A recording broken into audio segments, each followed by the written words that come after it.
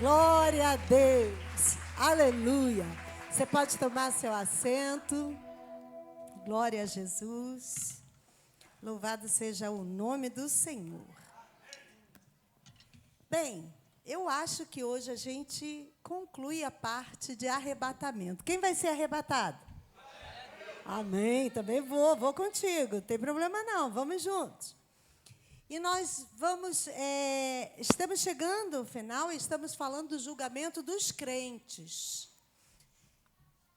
E a gente está falando que a gente vai ser julgado, mas vamos ser julgados por quê? Com base em quê? Com base nas nossas obras. As obras salvam? Diga não. Não salvam. Mas as nossas obras serão julgadas. Abra a sua Bíblia no livro de Eclesiastes, slide 2, por favor. Eclesiastes.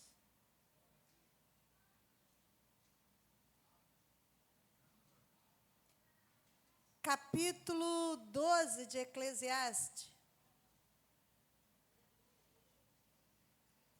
A gente quase não lê Eclesiastes, né? Ninguém liga para Eclesiastes. Oh, meu Deus. Eclesiastes 12, versículo 14. O último versículo desse livro diz assim: porque Deus há de trazer a juízo toda a obra e até tudo o que está encoberto, seja bom, quer seja mal. A mensagem final do livro de Eclesiastes nos faz lembrar dessa verdade inalterável. A gente até ouve, né, as pessoas falando, todo pecado escondido, que não sei o quê, né? Porque tudo vai ser descoberto em que momento? Na hora da prestação de contas, que nós vamos fazer diante de Deus pelos nossos atos. Então, o julgamento, todos os crentes serão julgados e todos os incrédulos serão julgados, não no mesmo momento, não no mesmo julgamento, mas todos, como diz a palavra, todos comparecerão perante o Senhor. Nós não vamos falar aqui do momento do julgamento dos incrédulos, isso vai estar lá na frente do nosso estudo. Então, todos os nossos atos, bons ou maus, eles aparecerão, serão manifestos, será desencoberto, certo? Então, quem negligenciou a graça redentora de Cristo, que não for justificado, no dia do julgamento, vai acontecer. Aí você diz, nossa, aquele pecado que eu cometi, ele vai contar? Irmão, o pecado Jesus perdoa, ele apaga, o sangue de Jesus apaga. Antigamente, na antiga aliança, o pecado era encoberto pelo sangue de animal. Lembram disso? E o que é encoberto pode ser descoberto. Mas, em Jesus Cristo, os pecados foram apagados. Certo? Agora, a sua obra, o que é que você está fazendo para o Senhor? O que é que você não está fazendo para o Senhor? As suas obras, essas sim, serão justificadas. Abra sua Bíblia em Mateus capítulo 5.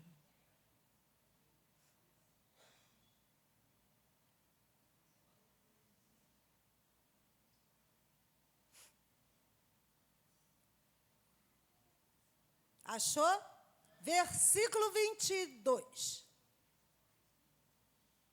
Mateus 5, 22. Eu, porém, vos digo que qualquer que, sem motivo, se encolerizar contra seu irmão, será réu de juízo. E qualquer que chamar a seu irmão de raca, quer dizer, de idiota, será réu do sinédrio.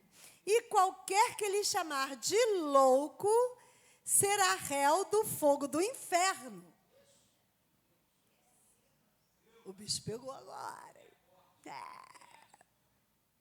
Jesus não está falando aqui dessa ira justa contra os injustos, contra as injustiças, não é dessa ira, não.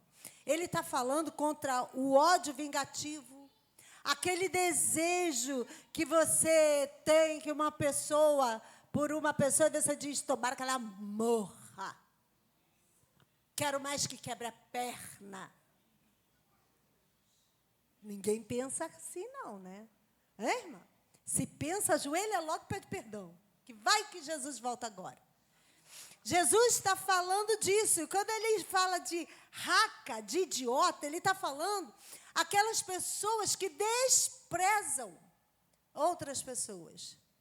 Que acham aquela pessoa estúpida demais para estar perto de si.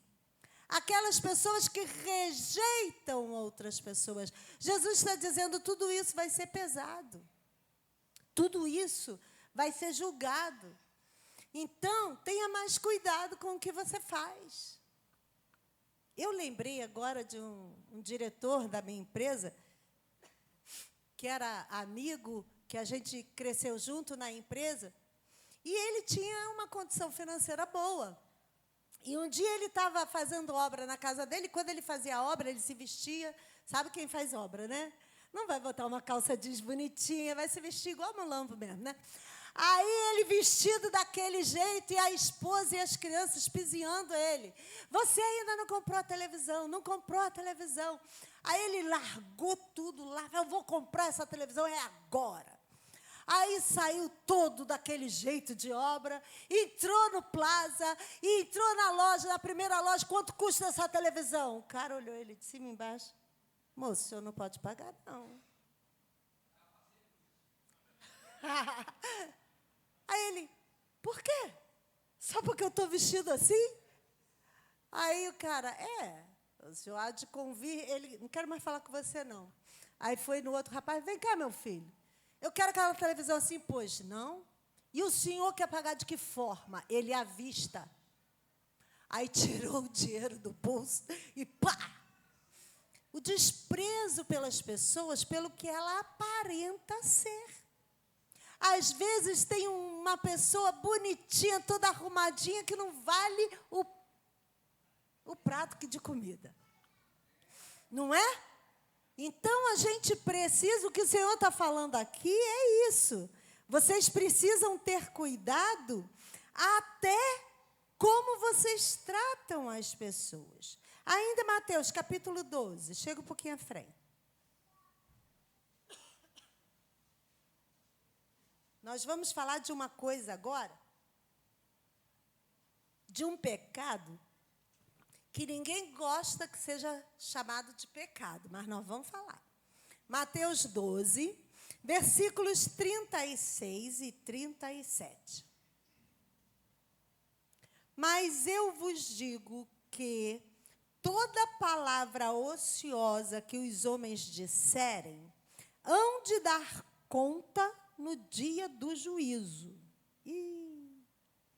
Porque por tuas palavras serás justificado, e por tuas palavras serás condenado. Irmão, tem gente que fala demais, certo? E a gente precisa ter cuidado com nossas palavras. Por quê? Quando elas são emitidas, elas prosperam.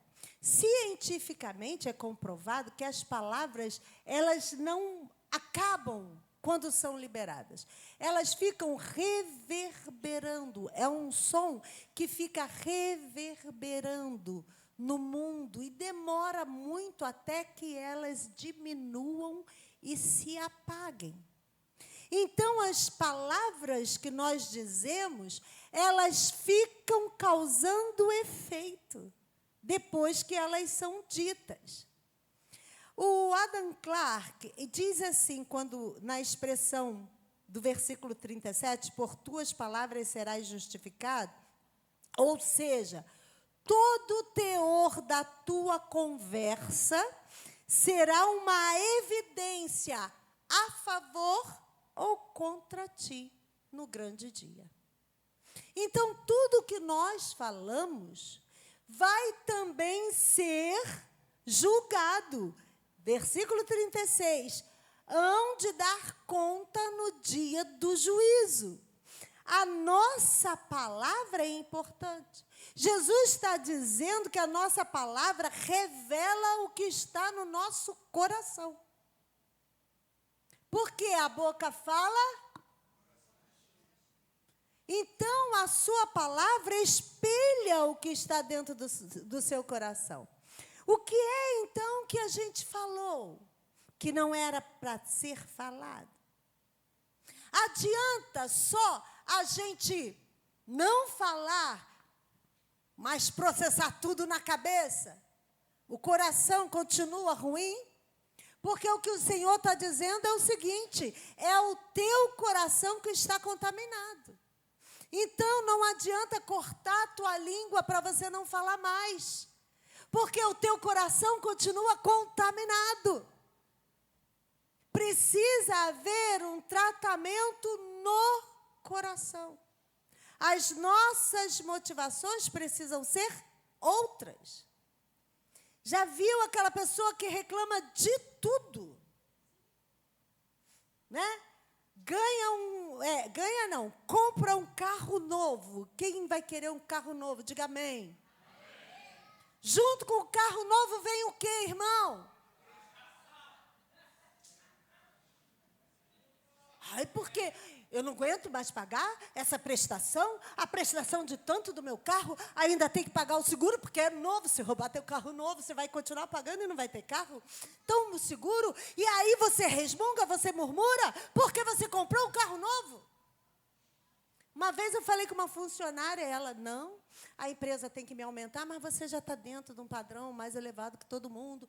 Não, porque eu tenho muito gasto, meu custo é alto demais, porque eu tenho que terminar a minha casa em Maricá, porque do meu carro que não sei o quê. Eu falei, para, calma. Você tem mais de uma casa, você tem casa de praia, você tem barco. O que você quer? A maioria das pessoas aqui dentro não tem nem casa própria, você tem duas. E não é custo, é investimento. Vende a tua casa, mas para de murmurar. Por quê? É o coração que está contaminado. E a palavra sai reclamando. Ganhei um buquê de rosas do meu namorado. O namorado todo feliz. E ela, ai, detesto rosa. Por que não é orquídea? Por que não é tulipa? Será que ele nunca percebeu que eu não gosto de rosa? Irmãos,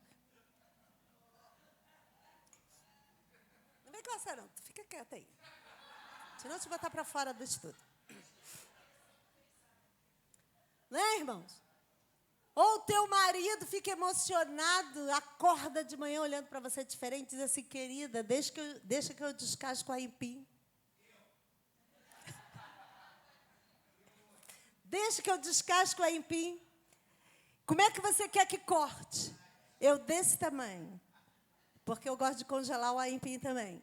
Desse tamanho. Ah, tá bom, querida. Aí fui eu para congelar o aipim. Eu falei, tá bom, né? Não fui eu que descasquei, não fui eu que cortei, já está tudo cortado e limpo aqui, está muito bom. Eu não é, irmão? Mas a gente tem dentro de nós como dizia minha mãe, um bicho carpinteiro, que não deixa a gente quieto e a gente tudo está desagradando, nada consegue nos agradar. Nós seremos cobrados pela nossa palavra. Marcos 4, 22. Diz assim, coloca na tela para mim, querida. Marcos 4, 22. Porque nada... Cadê Marcos 4, 22? Ó, porque nada, diga nada.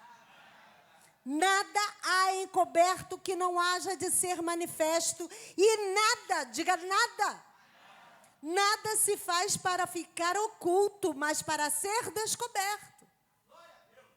Até as nossas palavras. Nós temos uma revista que está em desuso, chamada de Integração, que assim, o Ministério de Novos Amigos a gente deixou de continuar usando. E nessa revista tem um texto sobre o poder da palavra sobre a vida. Abra em Gálatas, capítulo 5.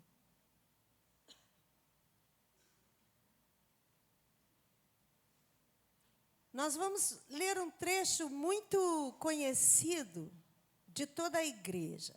Versículos 19 a 23, Gálatas 5.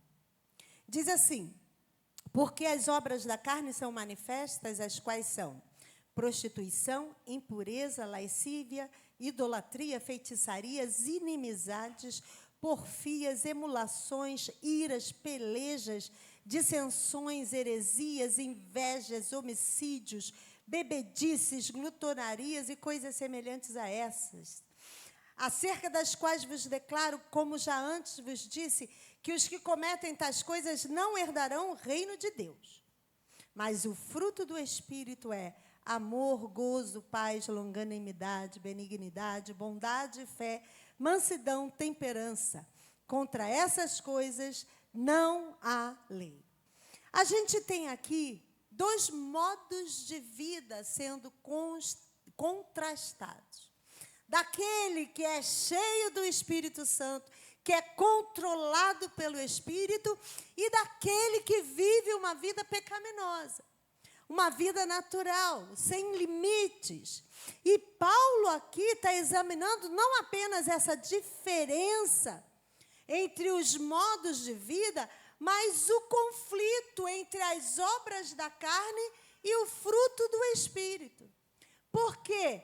Aquele que gera fruto do Espírito, de vez em quando, escorrega na obra da carne. Quantos aqui... Não, é retórica, não precisa responder. Quantos aqui manifestam o fruto do Espírito? Muitos de nós, ou todos nós. Mas quantos aqui se iram? Quantos aqui têm invejas? Quantos aqui causam dissensão? E a dissensão, irmão, não é com o ato. A dissensão, ela é gerada com palavras. Paulo está comparando os dois. E está dizendo, a gente precisa saber de que lado a gente vai ficar. Porque vai chegar um dia, a gente vai aparecer diante do tribunal e tudo isso vai ser manifesto. Eu coloquei lá nessa revista, e já falei aqui algumas vezes, uma árvore não produz fruto para alimentar a si mesma. Ela o produz para alimentar outros. Porque uma macieira não come da sua fruta. Ela libera o seu fruto para que outros possam se alimentar. Quem está perto de você está podendo se alimentar do fruto que você gera? Tem um fruto aqui muito importante, que é o domínio próprio, ou temperança, que é o controle, é o domínio dos nossos desejos, das nossas paixões, da nossa palavra. Por causa disso, conseguimos ser fiéis aos nossos votos conjugais, aos nossos amigos. Por quê? Por causa do fruto do Espírito em nós. Mas uma coisa que nos faz cair é a palavra. Abra sua Bíblia em Tiago, capítulo 1.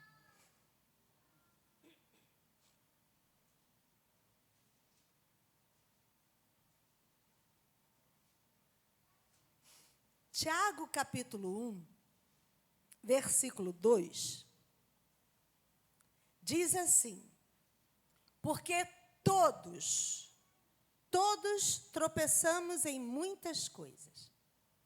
Se alguém não tropeça em palavra, o tal varão é perfeito e poderoso para também refrear todo o corpo. Olha o poder do controle sobre nossa palavra. Se conseguirmos controlar nossa palavra, Paulo vai dizer a Tiago, olha, é perfeita essa pessoa. Uma área que a gente precisa controlar é a área da nossa palavra. A Bíblia diz que contamina a palavra, aquilo que sai da boca é o que contamina quem fala e contamina quem ouve. Esse é o poder da palavra. Uma igreja não pode ser contaminada. E quando a gente fala de contaminar, a gente está falando de uma coisa ruim, né? Porque não vai contaminar com alegria.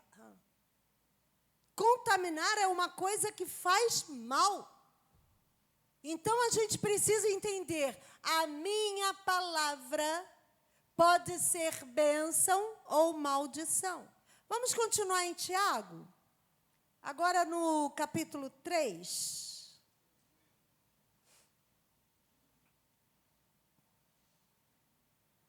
Capítulo 3 de Tiago. Vamos ler o texto todo, depois a gente vai só ressaltando alguns versos, do 1 até o 12. Achou, Tiago? Se não achou, ele está ali. Meus irmãos, muitos de vós não sejam mestres, sabendo que receberemos mais duro juízo. Porque todos tropeçamos em muitas coisas. Se alguém não tropeça em palavra, o tal é varão perfeito e poderoso para refrear todo o corpo. Por isso que vocês não acharam, eu botei capítulo 1. Ora, nós pomos freio na boca dos cavalos, para que nos obedeçam e conseguimos dirigir todo o seu corpo. Vede também as naus, quer dizer, os barcos, que sendo tão grandes e levadas de impetuosos ventos, se viram com um bem pequeno leme para onde quer a vontade daquele que as governa. Assim também a língua é um pequeno membro e gloria-se de grandes coisas. Vede quão grande bosque um pequeno fogo incendeia. A língua também é um fogo. Como um mundo de iniquidade, a língua está posta entre os nossos membros e contamina todo o corpo, e inflama o curso da natureza, e é inflamada pelo inferno. Porque toda a natureza, tanto de bestas feras como de aves, tanto de répteis como de animais do mar, se amansa e foi domada pela natureza humana, mas nenhum homem pode domar a língua. É um mal que não se pode refrear. Está cheia de peçonha mortal. Com ela bendizemos a Deus e Pai, e com ela amaldiçoamos homens feitos à semelhança de Deus. De uma mesma boca procede bênção e maldição. Irmãos, não convém que isto se faça assim. Porventura, deita alguma fonte de um mesmo manancial água doce e água amargosa? Meus irmãos, pode também a figueira produzir azeitonas? Ou a videira figos? Assim tampouco pode uma fonte dar água salgada e doce. Por que eu preciso vigiar o que eu digo? Versículos 3 e 4. Ora, nós pomos freio na boca dos cavalos para que nos obedeçam. Já viu uma pessoa cavalgando? Aquele freio, ele puxa para um lado, o cavalo vai. Ele puxa para o outro, o cavalo vai. Ele puxa e o cavalo para. Mesmo sendo o cavalo maior e mais forte do que o seu cavaleiro, ele é domado porque é pego pela boca, a língua dele está presa. Ele diz aqui, os barcos também, os navios também, são imensos, mas eles têm um negocinho chamado leme, que é bem pequeno, comparado com o tamanho de um navio, mas é ele que dá rumo àquele navio. A nossa língua dirige a nossa vida. O que a gente fala é o que a gente é. O que proferimos, por isso que nós precisamos proferir a palavra de Deus. É o que a gente vai viver. Aquilo que nós profetizamos, não diz a palavra, chama a existência aquilo que não existe. Aquilo que nós profetizamos, que nós chamamos a existência, mesmo não existindo, é o que vai ser trazido à tona para a nossa vida. Então, o que é que a gente fala? Por que a gente não usa a maior profecia de todas para fazer surgir na nossa vida aquilo que nós precisamos? Minha língua pode destruir o que eu tenho e o que a igreja tem. Dos versículos 5 até o versículo 8, fala do poder de destruição da língua. Ele vai falar que a língua é fogo. Ela destrói, uma centelha destrói uma grande floresta. A língua tem o poder de destruir. Por isso, cuidado. Cuidado com o que fala, porque uma vez liberado, semeia no mundo espiritual e prospera. Ele usa a figura de fogo e veneno. Ambos são altamente destruidores. Uma dose de veneno pode matar uma pessoa, mesmo que seja uma dose pequena. Uma centelha acaba com uma floresta.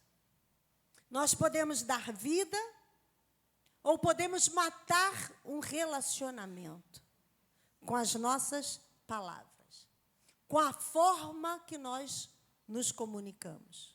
Abra a tua Bíblia em Provérbios, capítulo 18.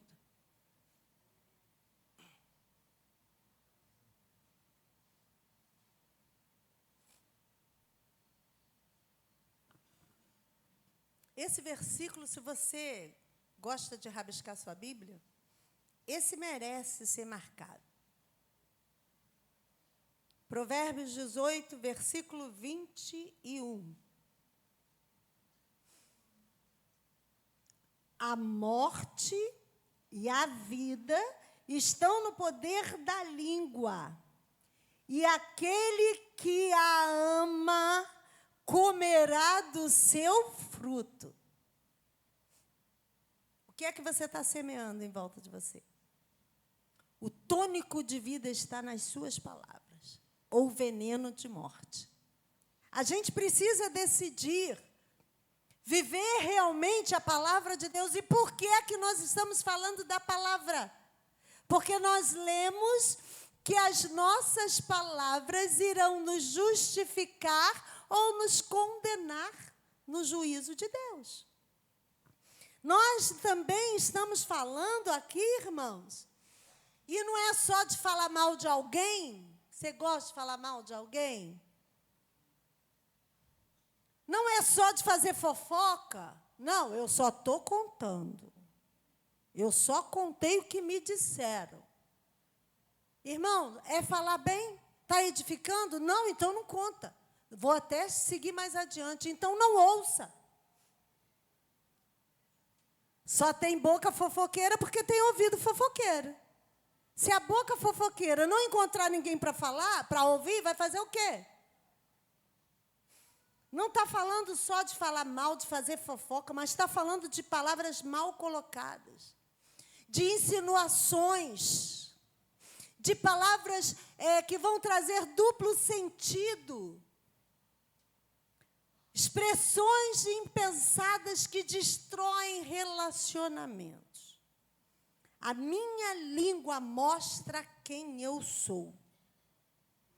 Com ela bendizemos a Deus e Pai, e com ela amaldiçoamos os homens, feitos à semelhança de Deus. Como pode de uma fonte jorrar água doce e água amargosa?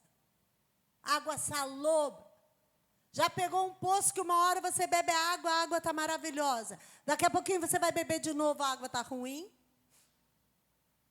Pode isso? A palavra de Deus está perguntando, nos fazendo pensar. Pode? Naturalmente isso pode? É impossível. Então o que é que Deus está falando para a gente? Ou você limpa a sua fonte, ou a sua fonte vai ser de água amargosa. Eu não aguento mais essa vida. Para que eu fui casar? Para que eu fui namorar fulano? Eu não aguento mais essa vida. Irmãos, muda a tua vida com palavras. Marido, quer que a sua esposa fique calma? Use palavras doces. Ela vai te olhar de rabo de olho dizendo assim, o que está acontecendo? Não estou entendendo qual é.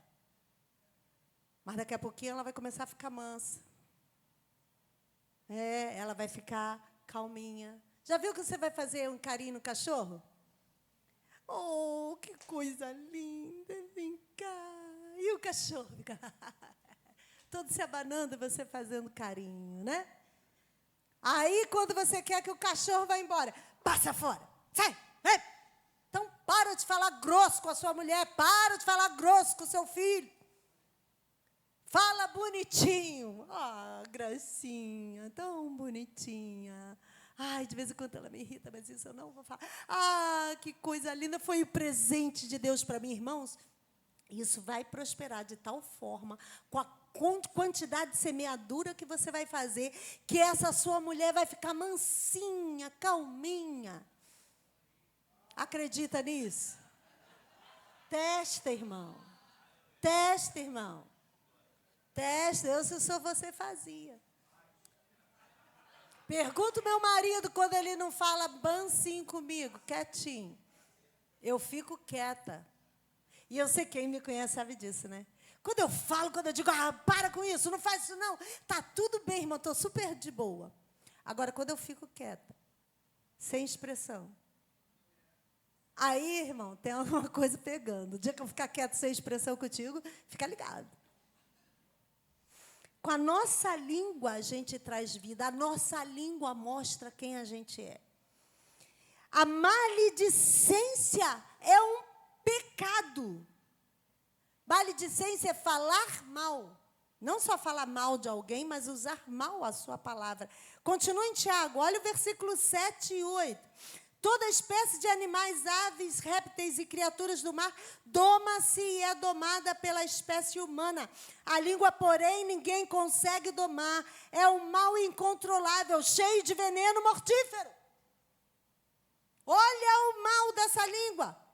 Para ser rápido, eu vou ler. Só coloca na tela, Mateus 12. Versículo 34. Não tem nada disso no seu resumo, tá? Se você quiser, tem que anotar. Mateus 12, 34. Raça de víboras. Como podem vocês que são maus dizer coisas boas? Pois a boca fala do que o coração está cheio. Ama a sua mulher? Fala com amor. Ama o seu marido? Fala com amor. Mateus 15, 18 e 19. Mas as coisas que saem da boca vêm do coração. E são essas que tornam o homem impuro. Pois do coração saem os maus pensamentos, os homicídios, os adultérios, as imoralidades sexuais, os roubos, os falsos testemunhos e as calúnias. Está colocando tudo junto. vindo do coração. Aí você diz assim, qual é a solução então? O que eu faço? Porque está dando ruim. Eu vou dizer para você, abre Ezequiel 18.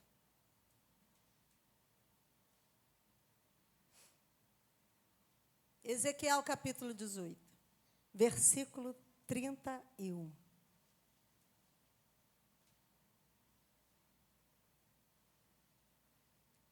Livrem-se. Coloca na revista corrigida.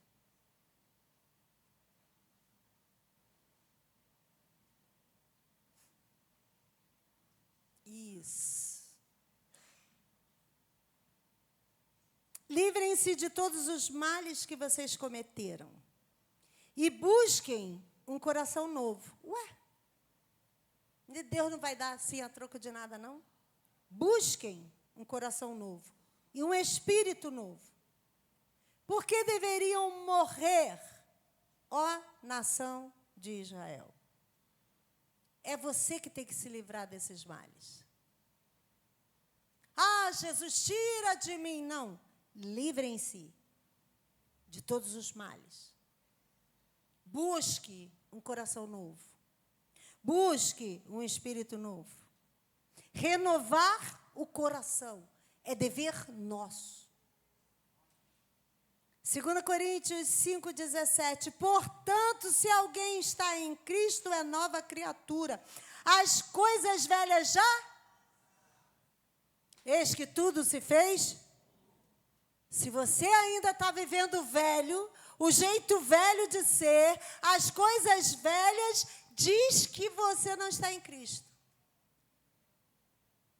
Se alguém está em Cristo, é nova criatura.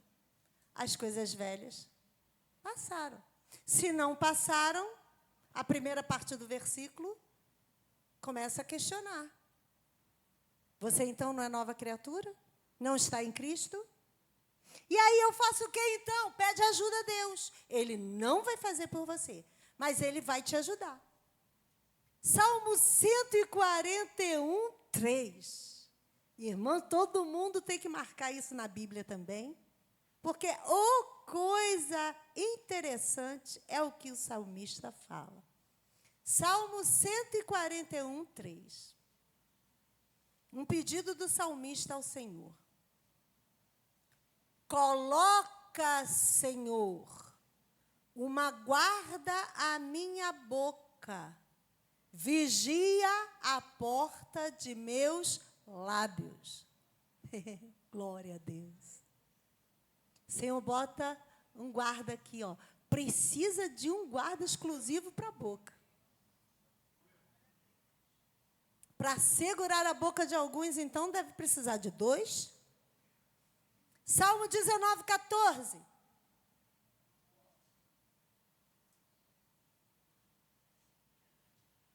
Deixa eu ler para você, para a gente terminar essa parte hoje.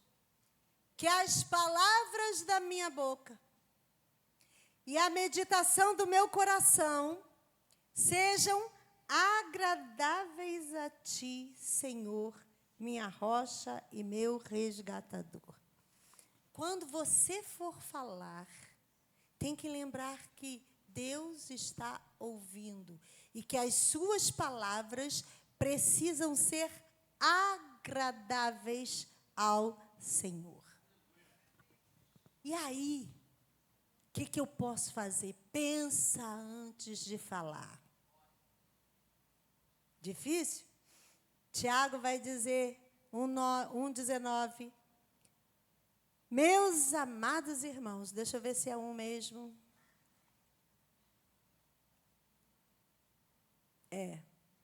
Capítulo 1, versículo 19.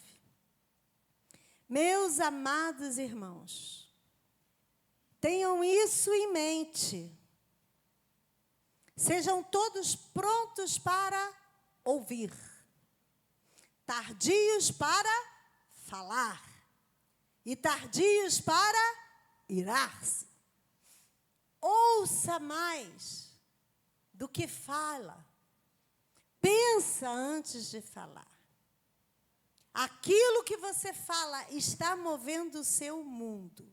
Se seu mundo está um caos, você está botando fogo nesse seu mundo com as suas palavras. E aí, como é que a gente trabalha isso? O nosso coração, a gente fala do coração, né, irmãos? Porque a gente fala de sentimentos, de vontade, de decisões, mas não é no coração mesmo. Ele é a representação de tudo isso. Mas isso acontece na nossa mente. A batalha espiritual, inclusive, é na nossa mente. Esse é o campo de batalha. Então, o que é que precisamos, irmãos? Nós precisamos tratar da nossa mente. Enquanto o nosso pensamento for o mesmo, ele vai formular as mesmas palavras, a mesma questão, a mesma indisposição. Então, nós precisamos tratar o nosso pensamento. Lamentações, capítulo 3, versículo 21. Diz assim: todavia, lembro-me também do que me pode dar esperança. Vou ler essa versão que está projetada. Disso me recordarei no meu coração. Está falando do lugar das decisões, dos seus sentimentos. Por isso tenho esperança. Então eu tenho que encher a minha mente de esperança. A palavra de Deus diz que tudo que é justo, tudo que é bom, tudo que é reto, é isso que a gente precisa trazer à lembrança, trazer ao pensamento. Vou usar vocês como exemplo, me veio agora aqui. Vocês, na dificuldade de vocês, se vocês acordarem todo dia e pensarem na situação que derrubou vocês o tempo todo, vai dar ou não vai dar vontade? O que é que tem que trazer à mente? Opa! Estou no momento de desintoxicação, está vindo, o que eu faço? Eu clamo Jesus. Eu peço pela esperança da salvação. Eu digo, o sangue de Jesus Cristo me purifica de todo o pecado. Eu estava caído, mas o Senhor me levantou. Meu filho se perdeu, mas Deus vai trazer de volta. Eu estou passando uma dificuldade, mas se há um problema, é porque Deus vai me fazer transpor esse problema. Compreende, gente? Nós precisamos tratar a nossa mente, porque assim vai trazer mudança à nossa palavra. E aí, o que a gente faz também? Pratica a boa palavra. Efésios 4, 29, diz assim, é lindo esse versículo. Não saia da vossa boca nenhuma palavra torpe, mas somente a que for boa para promover a edificação. Para aquilo que vocês dizem, faça bem aos que ouvem. Então, há dois pilares na nossa palavra. Primeiro, ela precisa ser verdadeira. Segundo, ela precisa servir para edificar. Ah, mas é verdade mesmo, eu vou falar porque é verdade. Qual é a intenção dessa verdade? É para edificar? Faça silêncio. Fique quieto. Não se envolva na questão. O silêncio é a melhor arma para quem não sabe edificar com a palavra. Então, olha para quem está perto de você e faz assim, ó. Está com raiva? Está com medo? Está achando que vai dar ruim em tudo? Não semeie uma palavra que vá destruir. Edifique. Construa com a sua palavra. Porque as coisas vão mudar ao nosso redor quando fazemos isso. Amém? Glória a Jesus. Aleluia. Muita coisa aqui a gente vai pular. E nós vamos fechar hoje o nosso estudo fazendo um resumo sobre o arrebatamento da igreja. Agora sim, aquele slide maravilhoso.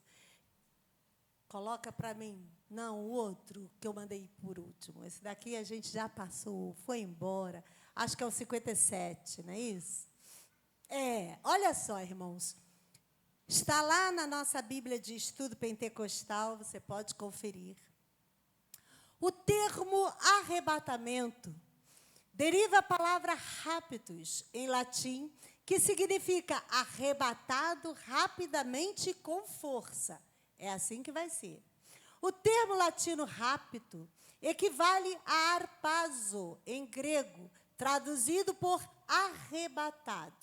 Esse evento descrito aqui em 1 Coríntios 15 refere-se à ocasião em que a igreja do Senhor será arrebatada da terra para encontrar-se com Ele nos ares. Aleluia. O arrebatamento abrange apenas os salvos em Cristo. Isso é um resumo de tudo que a gente estudou. 1. Instantes antes do arrebatamento, ao descer Cristo do céu para buscar a sua igreja, ocorrerá a ressurreição dos que morreram em Cristo. Não se trata da mesma ressurreição referida lá de Apocalipse, que a gente vai ver lá no final do estudo, a qual somente ocorrerá depois que Cristo voltar à terra, julgar os ímpios e prender Satanás. A ressurreição de Apocalipse 24 tem a ver com os mártires da tribulação e possivelmente com os santos do Antigo Testamento. Próximo. Ao mesmo tempo que ocorre a ressurreição dos mortos em Cristo, os crentes vivos serão transformados. Seus corpos se revestirão de imortalidade. Isso acontecerá num instante, num abrir e fechar de olhos. Todos os crentes ressurretos, como os que acabaram de ser transformados, serão arrebatados juntamente para encontrar-se com Cristo nos ares, ou seja, na atmosfera entre a terra e o céu. Estarão literalmente unidos com Cristo, levados à casa do Pai, no céu, e reunidos aos queridos que já tinham morrido. Próximo. Estarão livres de todas as aflições, aleluia, de toda perseguição e opressão, de todo domínio do pecado e da morte.